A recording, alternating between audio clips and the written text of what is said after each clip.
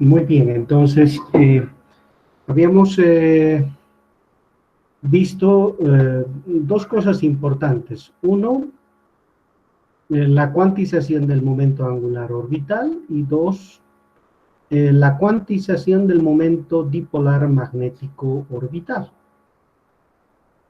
Ahora estamos listos para hablar de un aspecto sumamente importante que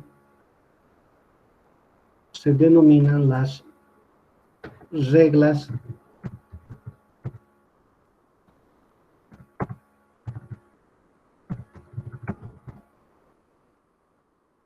de selección, la misma que hace referencia a lo siguiente.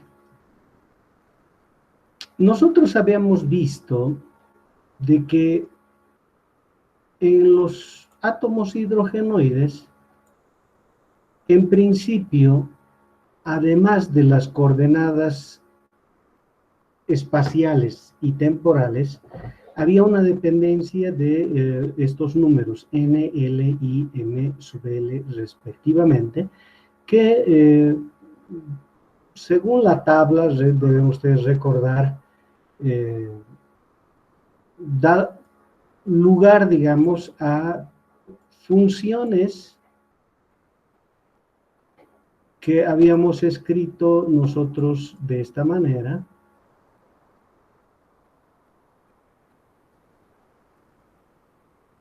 Que dependían de R, θ y φ. Bien. Ustedes, vamos a recordar un poco esta situación. Y, por ejemplo, cuando n era igual a 1, L solo podía ser 0, lo que implica que m sub L también solo puede ser 0. Entonces, daba lugar a una función que podíamos escribir de esta forma.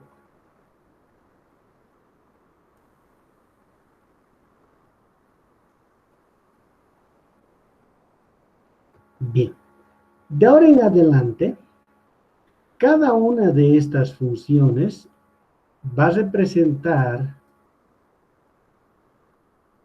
una manera específica en la que el electrón está girando alrededor del núcleo.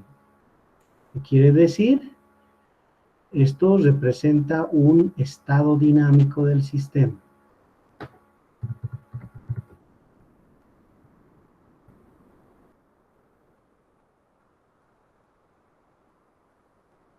Entonces, cada una de estas funciones, pues, representa un estado dinámico. ¿Ya? Para este conjunto de valores, cada uno de ellos representa un estado dinámico. ¿Ya? Así, por ejemplo, cuando n es 1, L es 0, m sub L igual a 0, el movimiento del electrón alrededor del núcleo está caracterizado por esta función que define perfectamente cómo se está moviendo el electrón alrededor del núcleo. Entonces, esto define el estado dinámico del electrón alrededor del núcleo para este conjunto de números. Pero ahora vamos a decir lo siguiente. Si ustedes recuerdan, cuando m era igual a 2, pues L podía o bien tomar el valor 0, en cuyo caso m sub L también era igual a 0, lo que conducía a la función psi de 2, 0, 0, de R tita phi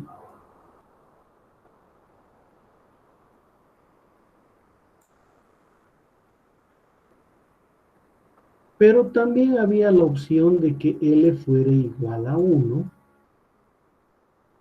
y si ese es el valor de L, entonces M sub L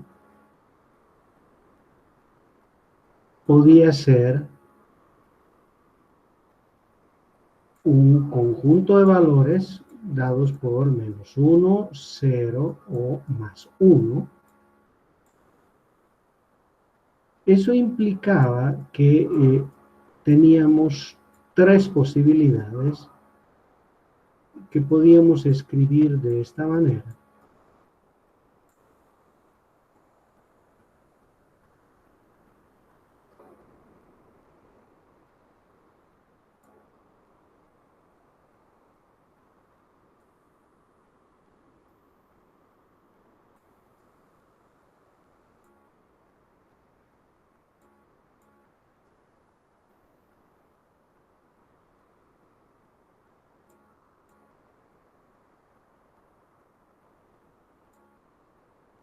Bien.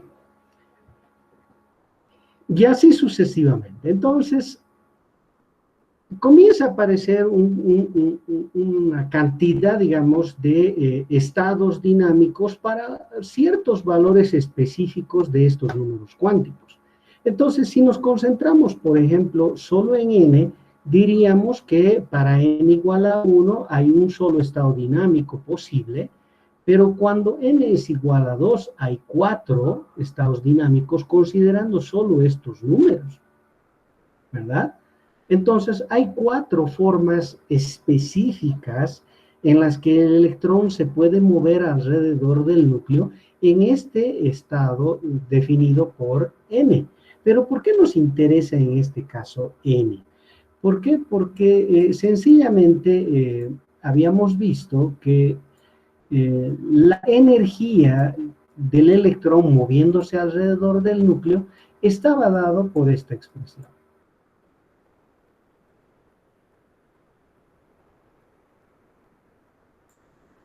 Entonces, cuando n era igual a 1, teníamos menos E sub 0, que en el caso específico del átomo de hidrógeno era 13,6 electronvolts. ¿Eso qué quiere decir? Que cuando estamos hablando nosotros del movimiento del electrón alrededor del núcleo con n igual a 1, estamos hablando del movimiento del electrón con esta energía alrededor del núcleo. Ahora, ¿cuántas maneras específicas de movimiento del electrón alrededor del núcleo existen con este estado de energía? Pues aquí está, hay uno solo. Pero en el caso de n igual a 2, si bien tenemos un valor que es igual a E sub 0 sobre 4, pues hay un conjunto de 4 maneras específicas diferentes en las que el electrón puede moverse alrededor del núcleo. Estamos hablando de 4 estados dinámicos distintos con el mismo valor de energía. Aquí aparece pues un problema que se conoce como degeneración, ¿ya? Entonces, vamos a hablar un poco de la degeneración para luego retornar a nuestro tema específico, que son las reglas de selección, ¿ya? Entonces, vamos a hablar un poco acá el problema de la degeneración. Bien, ¿a qué hace referencia esto de la degeneración? Vamos a pensar en una cantidad física F cualquiera y su operador, ¿ya? Ese es su respectivo operador. Pero también vamos a hablar de que toda vez que F se aplica sobre una función, digamos, sí, ¿ya? De A le voy a llamar así, y el resultado que nos da es F sub A por sí sub A. Esta es una ecuación de autovalores y autofunciones, ¿verdad? Entonces, aplicamos el operador sobre esta autofunción en un estado en particular A, y el resultado es la cantidad física en ese estado que le estamos llamando F sub A. ¿Qué pasa si nosotros aplicamos el mismo operador en una otra función, es decir, en otro estado, y el resultado es F de B, psi de B, y así sucesivamente, ¿ya? Así sucesivamente. Podríamos nosotros aplicar el mismo operador sobre una otra función que le voy a llamar C, digamos, y el resultado de esto sería F sub C, la cantidad física, en ese estado, y psi sub C. Ahora bien, ¿qué pasa si F de A igual a F de B e igual a F de C? ¿Ya? Si sub A, si sub B, si sub C son estados distintos, estados dinámicos distintos, ¿de acuerdo? Pero toda vez que aplicamos el mismo operador a esos estados diferentes, sus autovalores son iguales, ¿ya? Sus autovalores son iguales. En este caso decimos lo siguiente, ¿de acuerdo? Decimos que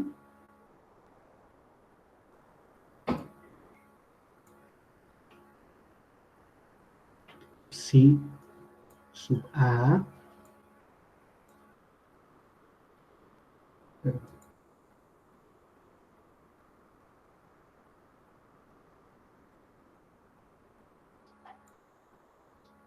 si sub B, sub C, y así sucesivamente. En este caso que estoy considerando simplemente tres situaciones, estos estados se conocen como estados degenerados, ¿ya? Entonces, aquí vamos a poner estados degenerados.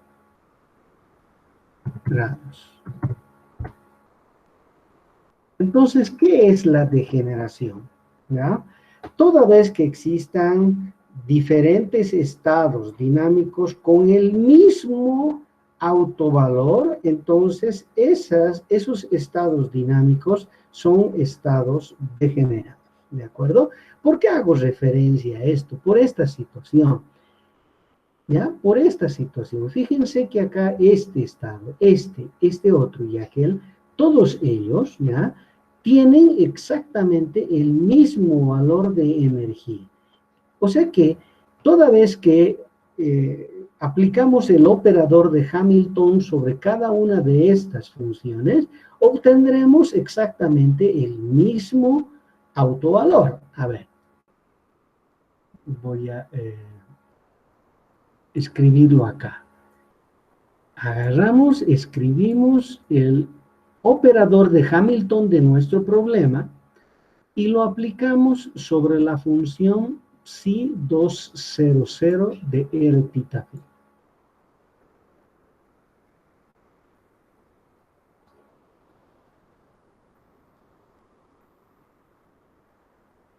Eso nos va a dar a nosotros, como hemos visto, esta energía. Nos va a dar E de 2.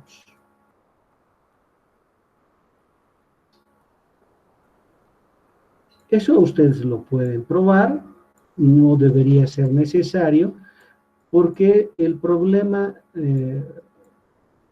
principal que se ha resuelto ha sido pues el de la ecuación de Schrödinger donde hemos encontrado todos estos resultados. Faltaría que no se cumpla esta condición. Esto obviamente se cumple, ¿ya? Pero también se cumple, voy a dejar de escribir el R theta phi para que no sea muy complicado. Si aplicamos sobre esta función 2, 1 menos 1, ¿qué vamos a encontrar? Pues vamos a encontrar que esto va a ser E2 por psi de 2, 1 menos 1.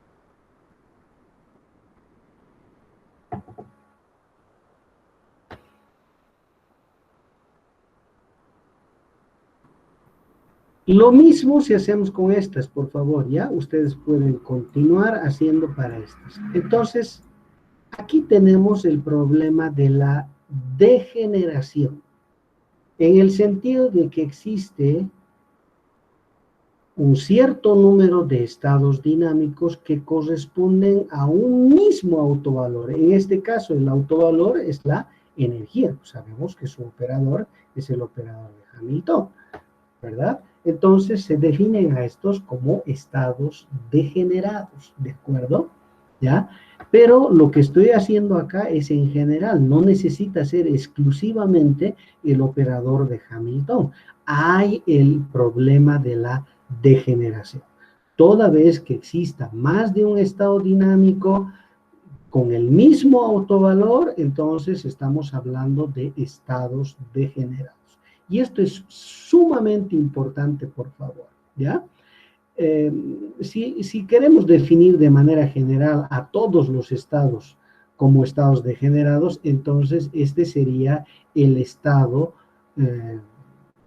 no degenerado o simplemente degenerado, ¿de acuerdo? Este sería un estado degenerado de orden 4.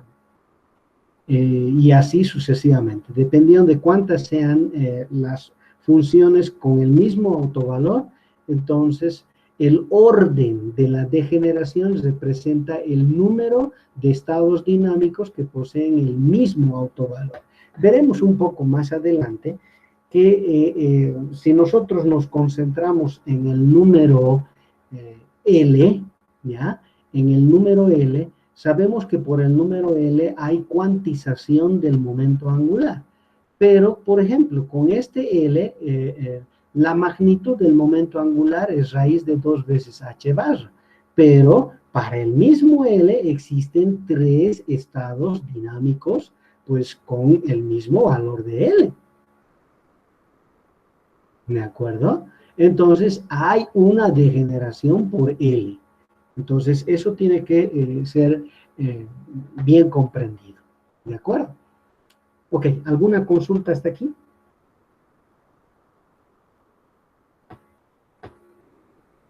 ¿Dijo que puede haber dos estados para un mismo L?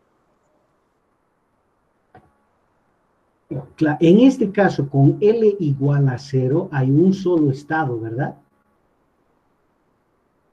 Pero con L igual a 1 hay 3. Entonces hay una degeneración pensando no en la energía como tal, pero pensando en el momento angular orbital, hay una degeneración. ¿Está claro? Sí, sí, ya entendí. Porque todos estos estados tienen el mismo momento angular, por lo menos en magnitud. ¿Está bien? Sí, me quedó claro. Ya, ok, muy bien. Ahora sí, vámonos a esto de las reglas de selección.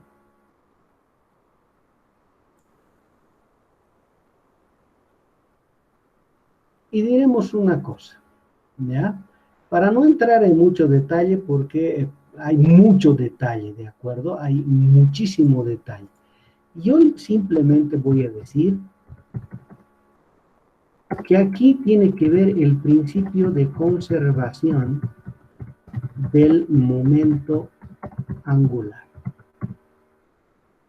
¿Ya? Cuando digo que hay mucho detalle, pues es un detalle más fino, ¿de acuerdo? Pero cuando pensamos en la conservación del momento angular, en este caso simplemente estamos hablando del momento angular orbital, ¿no es cierto? Más adelante veremos que no es el único, pero tal vez valga la pena escribir esa situación, ¿ya? Momento angular orbital, perfecto, muy bien. Cuando pensamos en la conservación del momento angular orbital, vamos a decir una cosa, ¿ya? Si imaginamos nosotros un cierto estado dinámico, ¿ya? Le vamos a llamar eh, el estado dinámico 1.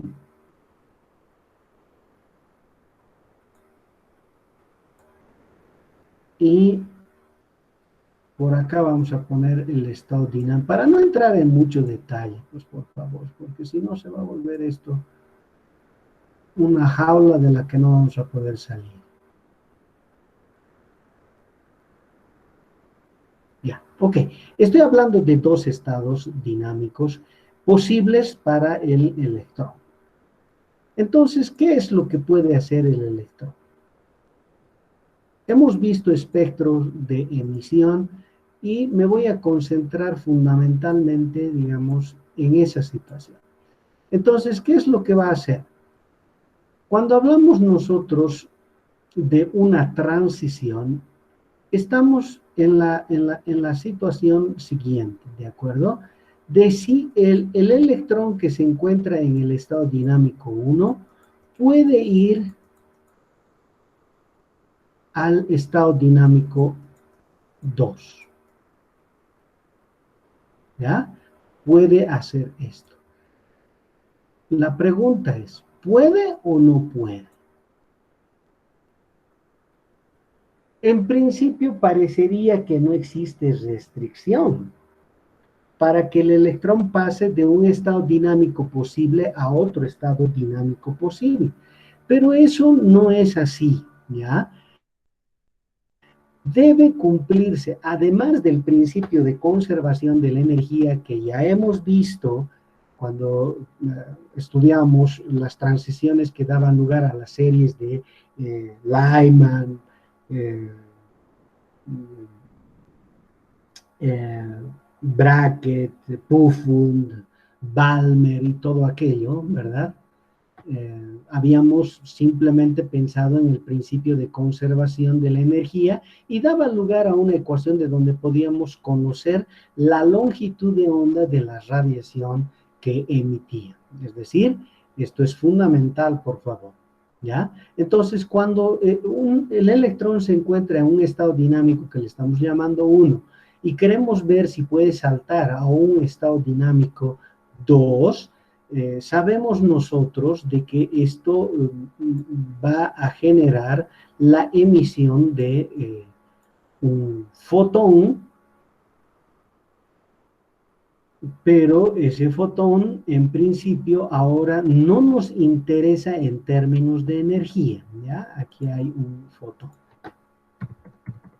Ya vimos el aspecto energético, ¿verdad?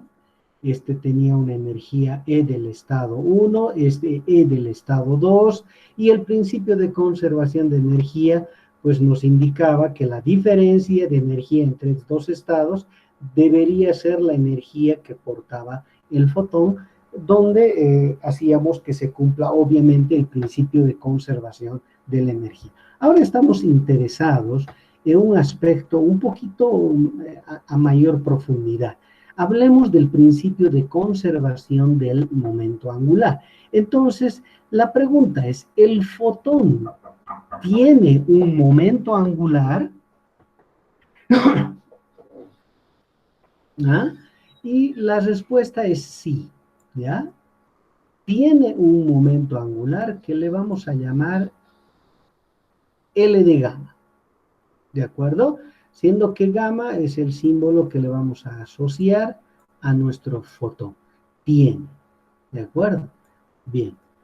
Simplemente diremos que este tiene dos posibilidades, ser más H barra o menos H barra. Y esto tiene que ver con una cosa, ¿ya? Con el giro eh, del fotón, si ustedes quieren, ¿ya? Que pueda ser a derecha o a izquierda, lo que en la literatura se conoce como helicidad, ¿de acuerdo? Bien, entonces si nosotros pensamos que el fotón tiene un momento angular intrínseco, ¿de acuerdo? La transición del electrón de un estado dinámico a otro no es así alegremente. Debe cumplir el principio de conservación del momento angular. En este caso, simplemente del momento angular orbital. ¿Eso qué quiere decir? Que el L total al inicio debe ser igual al L total al final. Simplemente lo voy a resumir de esta forma. Y voy a decir que cumpliendo el principio de conservación del momento angular, el delta L minúscula, que es el número cuántico orbital, ¿ya? Puede ser entonces más o menos 1, ¿de acuerdo? Pero su proyección, es decir, la proyección del momento angular orbital sobre la dirección z, que da origen al número cuántico m sub l,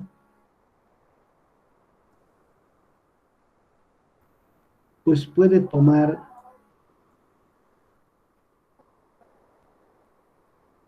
eh, estos números, ¿ya? Solo serán permitidos estos números toda vez que se busque una transición de un estado dinámico a otro, que además de cumplir con el principio de conservación de la energía, pues tiene que cumplir con el principio de conservación del momento angular orbital, que da lugar a esto.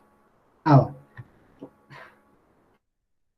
si entramos en un detalle un poco mayor que quiero esquivar a toda costa, porque se puede volver un poco muy complejo el asunto, tendríamos que hablar pues hallar el valor medio de la transición de un estado a otro del momento dipolar eléctrico, pero no solo hay momentos dipolares, sino hay momentos cuadrupolares, o sea que habría que hablar también del valor medio de del momento cuadripolar eléctrico entre estos dos estados. eh, También habría que hablar de el valor medio del momento dipolar magnético.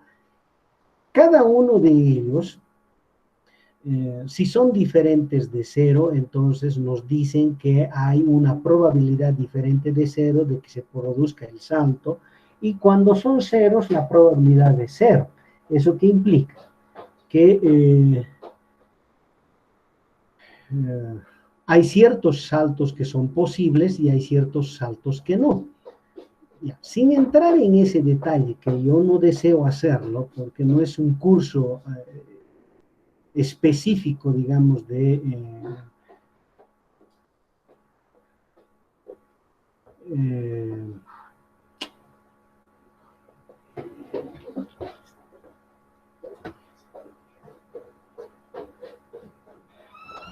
de espectroscopía atómica,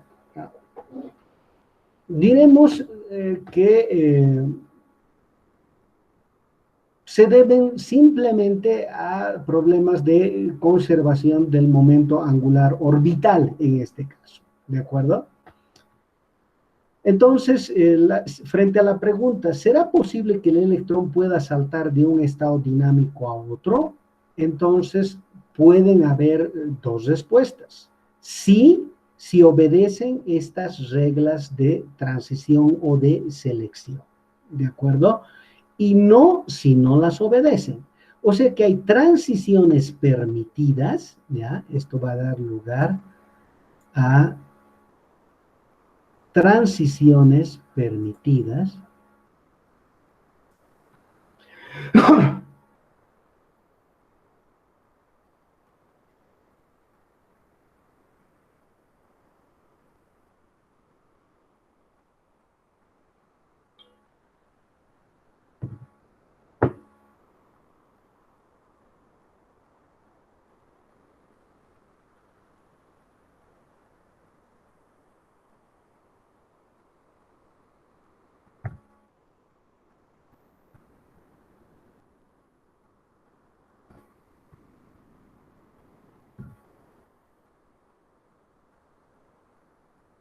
¿Quiénes son ellas? Pues las que cumplen con estas reglas de selección. O sea que frente a la pregunta, ¿será posible? Sí.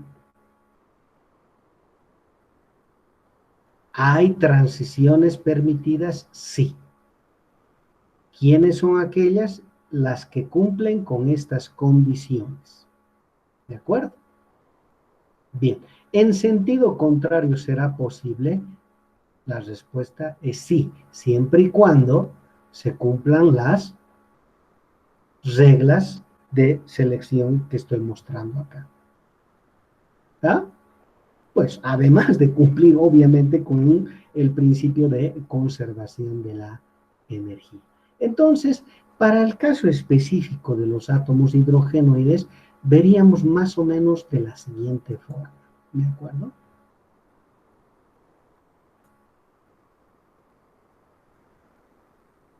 A ver. Aquí voy a anotar N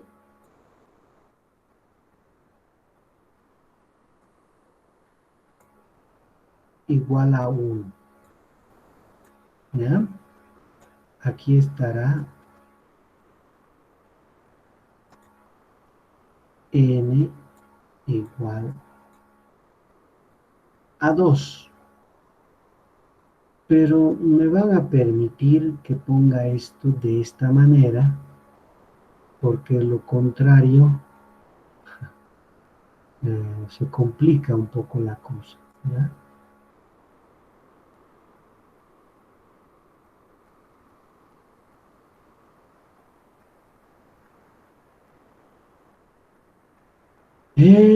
¿Qué más? Tenemos N igual a 3.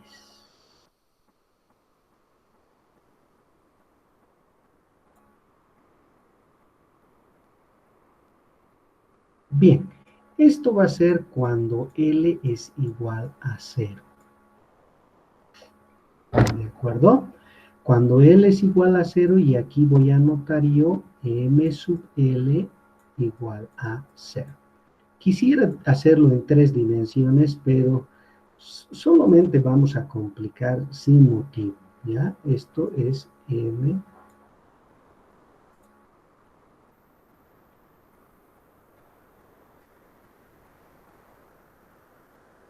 sub L igual a 0. Y esto también es M sub L igual a 0. Eso ya ustedes obviamente lo recuerdan muy bien.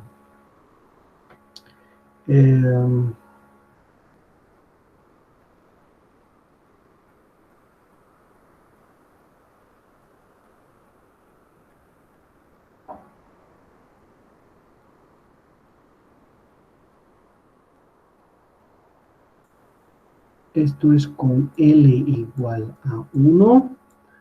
O sea que esto correspondería al M sub L igual a 0. Este al M sub L igual menos 1. Y esto al M sub L igual más 1. Lo mismo acá, por favor, ¿ya?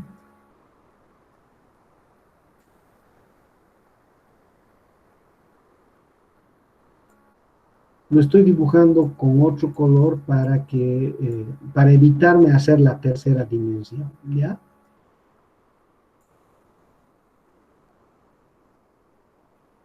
Es que al haber 3 números, entonces quisiera poner un número en cada eje. Entonces, aquí está el N, el N, aquí está el L, pero en uno que entraría prácticamente hacia la pantalla estaría el M sub L. Pero estoy prefiriendo ponerlo de esta manera para indicar de que se trata de la tercera dimensión, ¿de acuerdo? Ahora hay un aspecto acá y esto tiene que ver con L igual a 2.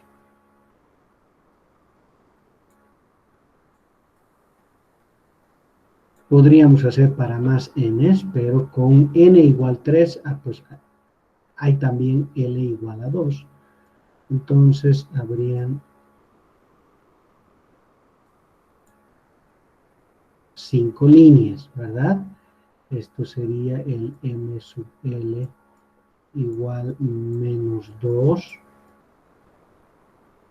menos 1, 0, más 1, bueno, al revés, ¿ya? Para la misma lógica.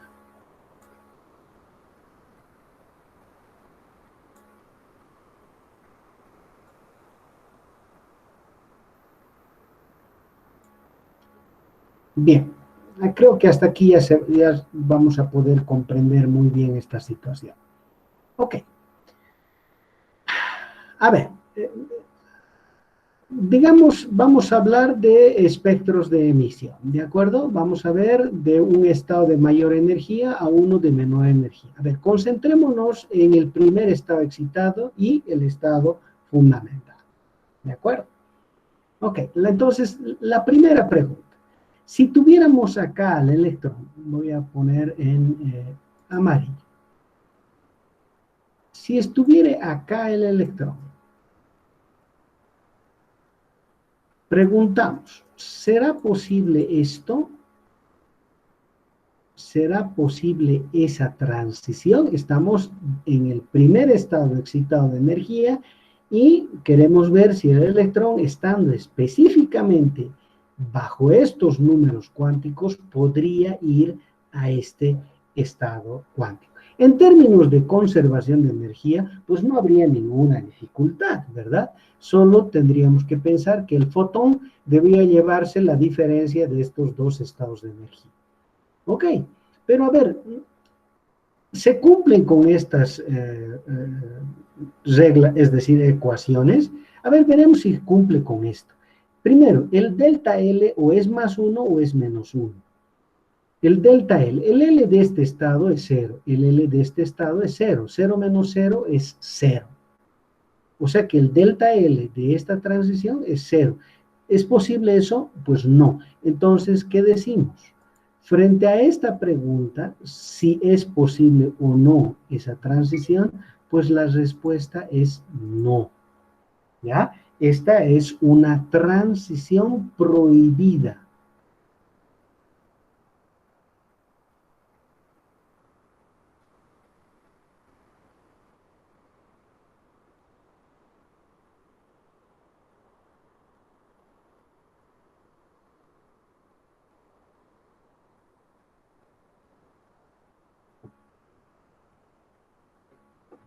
¿Alguna pregunta?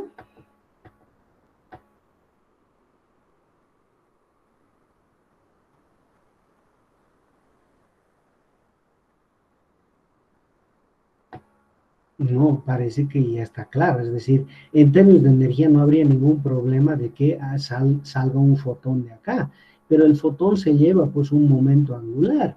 Entonces, si L es 0 y L es 0 acá, el momento angular antes y después era 0. ¿Cómo es que siendo 0 el total al final es distinto de 0? Entonces no es posible eso, ¿verdad? Entonces eso da lugar a esta expresión. Por lo tanto, esta transición es una transición prohibida, ¿ya?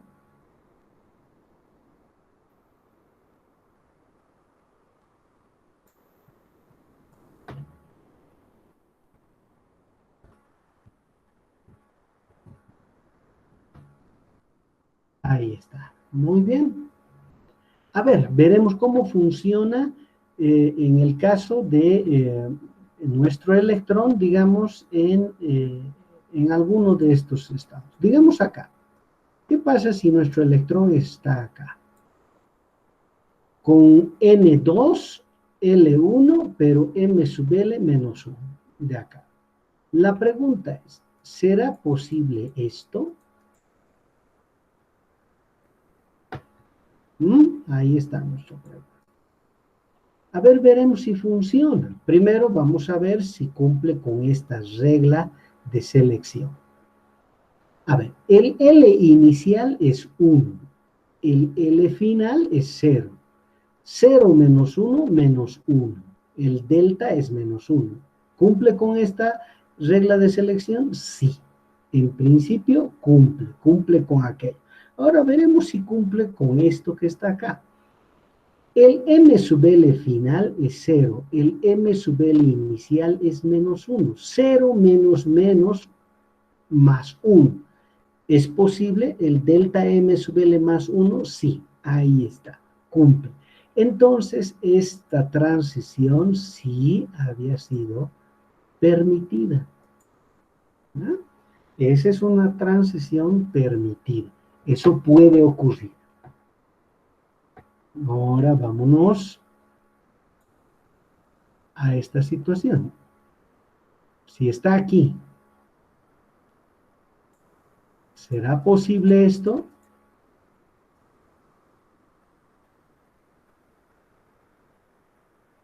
¿Mm?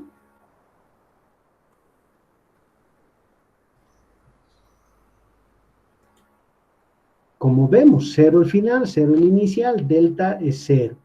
Por lo tanto, cumple en L y cumple en M sub L. Por lo tanto, esta transición también es posible. Y me imagino que ustedes pueden simplemente determinar si esta es o no es posible.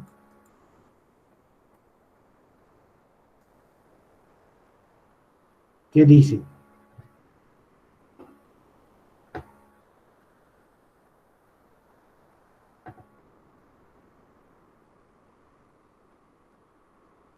Es posible también. Claro, es que cumple la condición de delta L, pero también la de delta M sub L. 0 menos menos más. Ahí está. ¿Verdad? Ahí, los dos están con signos más. Esto es más. ¿Ya? Ya. Listo, entonces cumple. De aquí a aquí, ahora estoy queriendo yo imaginar del segundo estado excitado al estado fundamental. ¿Será posible, digamos, de aquí?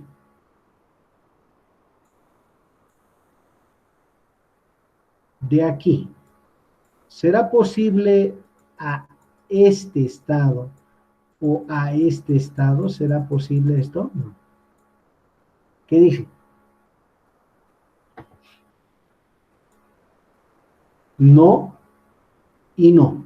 Son transiciones prohibidas. Pero de aquí, de cualquiera de ellos, al estado fundamental, ¿será posible o no?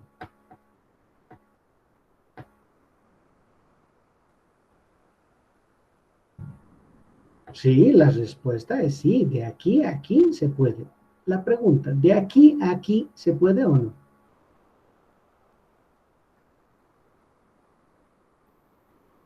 ¿Estas serán permitidas?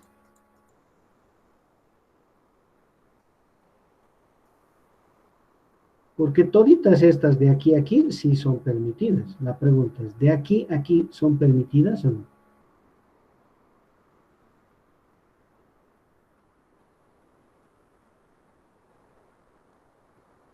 Ah, la respuesta es sí, ¿no?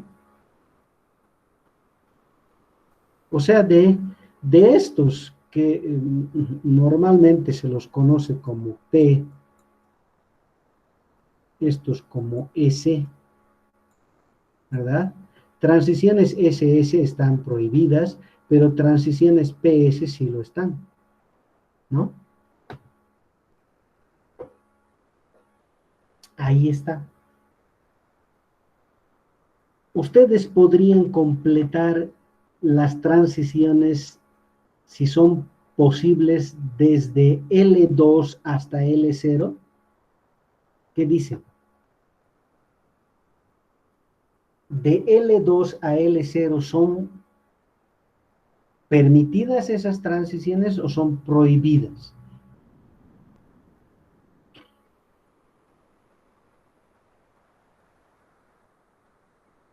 Son prohibidas, no cumplen con eso, de cualquiera de ellos. El L2 inicial 2, perdón, el L inicial 2, el L final en cualquiera de los casos es 0. El delta es menos 2. ¿Cumple con esto? No. Entonces esas transiciones que van de los orbitales D al S no son permitidas, ¿verdad? Estos son los del tipo D. De aquí a aquí, pues son transiciones prohibidas. Pero de D a P, o al revés, ¿cómo será? En principio, como el final es 1, el inicial es 2, el delta es menos 1, o sea que esto cumple. Pero cumplirá esto, habrá que ver, ¿no? Habrá que ver. Por ejemplo, de más 1, es decir, partimos de más 2 al más 1. El final es más 1, el final más 2. El delta sería menos 1. Es posible. Entonces, esta transición, por ejemplo, de aquí a aquí, es una transición permitida, ¿verdad? Si yo hiciera esto, pues la transición es una transición permitida. A ver, esta de aquí. Final más 1, inicial más 1, delta 0. Permitido. Final más 1, inicial 0.